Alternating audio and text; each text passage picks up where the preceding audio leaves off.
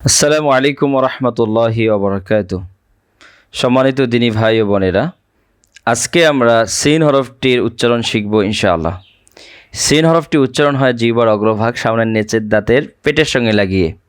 উচ্চারণের সময় যে বিষয়গুলো লক্ষণীয়: 1 নম্বর আওয়াজ চালু থাকবে, 2 নম্বর বাতাস চালু থাকবে, 3 নম্বর স্বাভাবিকভাবে উচ্চারণ হবে, 4 নম্বর জিহ্বাটা নিচের দিকে থাকবে এবং একটা স্বরের উচ্চারণ হবে যেটাকে সফির বলা হয়।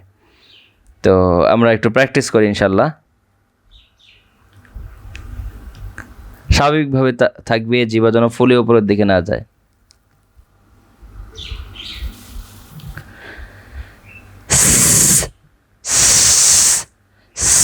বাতাস চালু হয়েছে, আওয়াজও চালু হয়েছে। সিন, এটা নরম হবে, শক্ত হবে না, অনেকেই শক্ত করে ফেলেন। সিন এত শক্ত করেন যে এটা আইনের দিকে চলে যায়। সিন সিন বা শেষের দিকে একটু আইনের মতো করে ফেলেন, এটা করা যাবে না।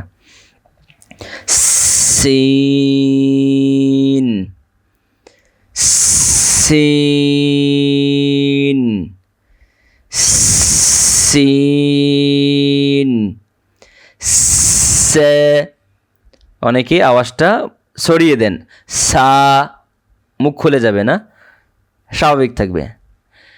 সে সে সে সে সে سبح اسمه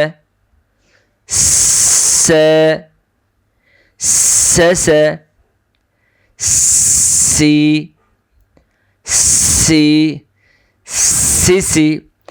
আওয়াজের সময় অবশ্যই খেয়াল রাখতে হবে যে বাতাস চালু থাকছে কিনা এবং আওয়াজ চালু থাকছে কিনা।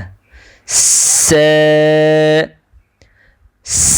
সে এসে এসে উসে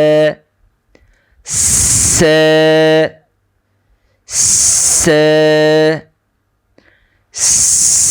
সে নেস নেস সে। আশা করি আপনারা ভালো করে প্র্যাকটিস করে অনুশীলন করে ইনশাআল্লাহ শিখে ফেলবেন।